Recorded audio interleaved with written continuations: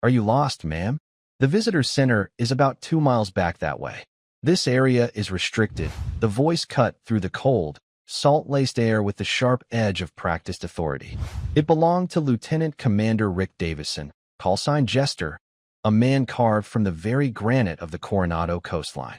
He stood with his arms crossed over a chest that strained the fabric of his uniform, his jaw tight, his eyes hidden behind reflective sunglasses that mirrored the churning gray Pacific. He was addressing a woman standing near the edge of the surf line, watching the exhausted figures of basic underwater demolition/SEAL candidates, Bud/S trainees, shiver in the frigid water. She didn't look like she belonged.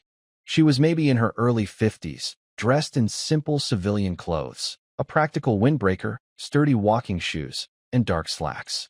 Her hair, streaked with silver, was pulled back in a simple, no-nonsense ponytail. She had the soft, unassuming look of a den mother or a high school history teacher, not someone who should be observing one of the most brutal military training courses on the planet. She turned her head slowly, her movements economical and calm. Her eyes, when they met his, were the only thing about her that seemed out of place. They were a startlingly clear shade of blue, steady and ancient, holding a depth that seemed to absorb the chaotic energy of the beach without disturbance. "I'm exactly where I'm supposed to be, Lieutenant Commander," she said, her voice quiet but carrying easily over the roar of the waves. Davison's lip curled into a smirk. He'd seen her type before. Political aides, Pentagon paper pushers, sociologists doing a study. They'd come down for a day, watch the boys suffer, take some notes, and then go back to their air-conditioned offices to write reports about things they couldn't possibly comprehend. They were tourists in his world of pain. "Right," he drawled, letting the sarcasm drip. "And who, exactly, are you supposed to be?"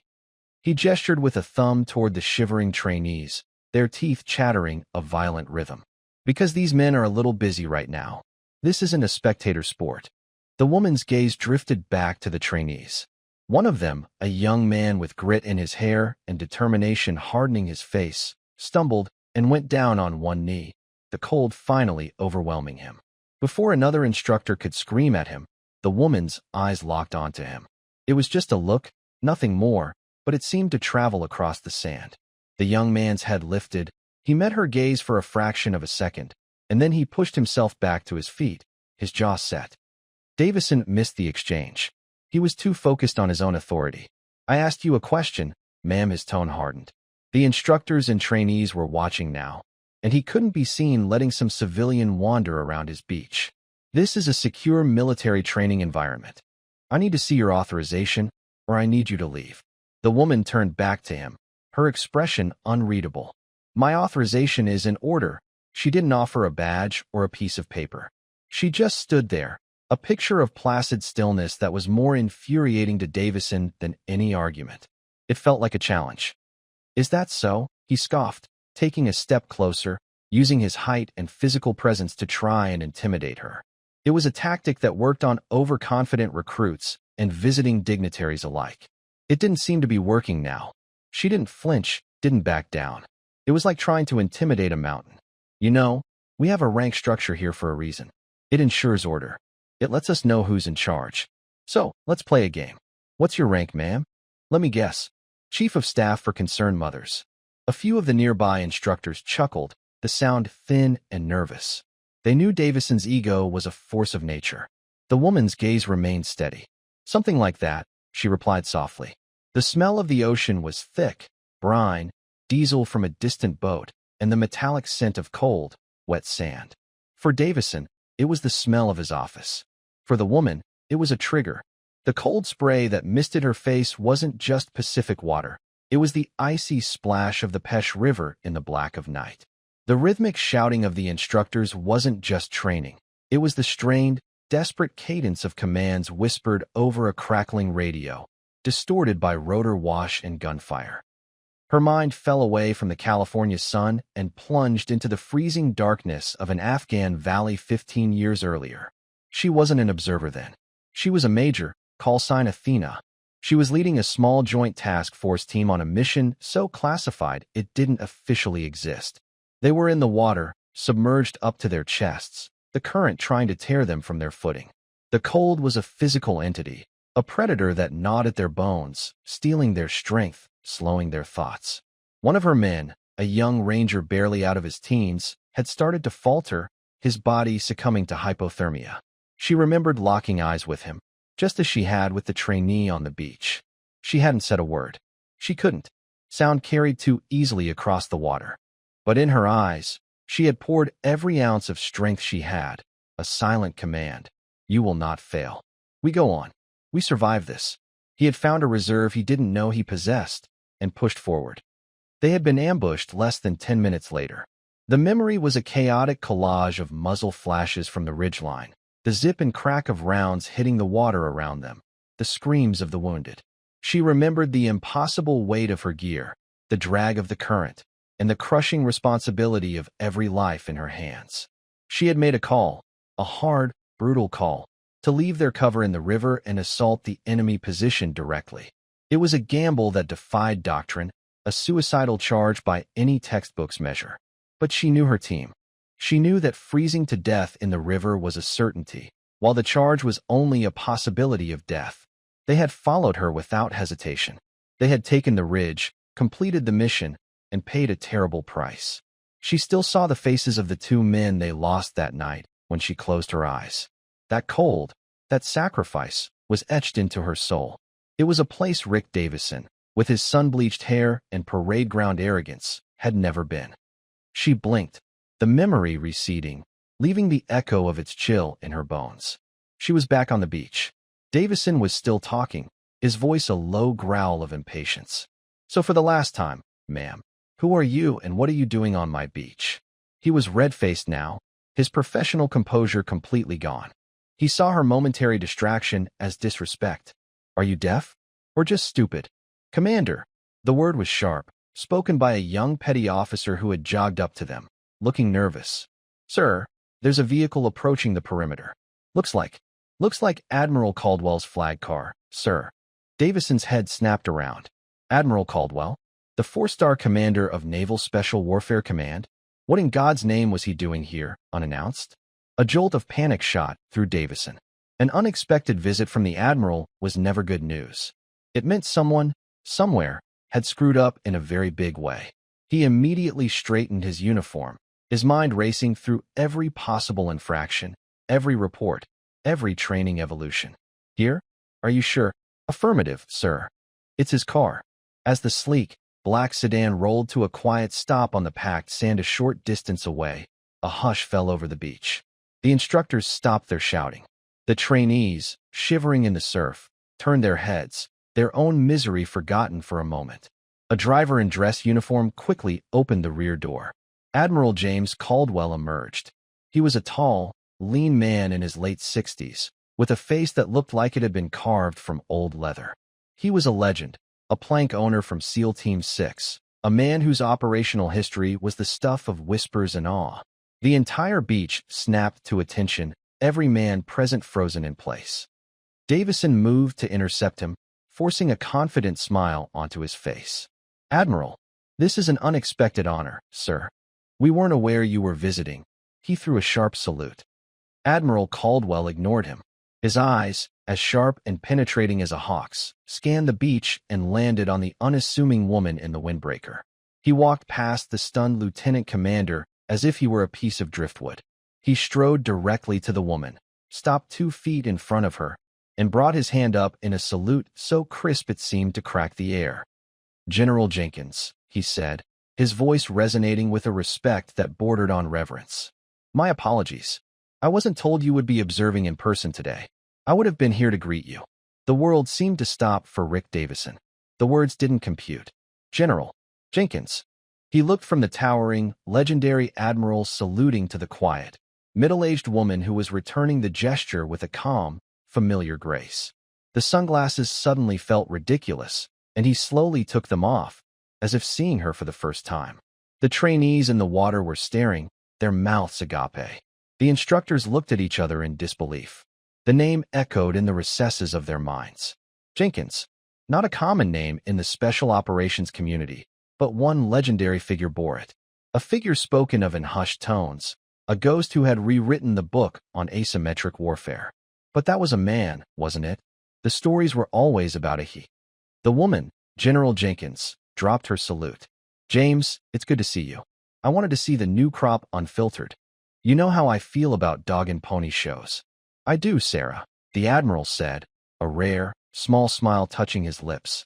He then turned, his smile vanishing, and his full, four-star attention fell upon Lieutenant Commander Davison.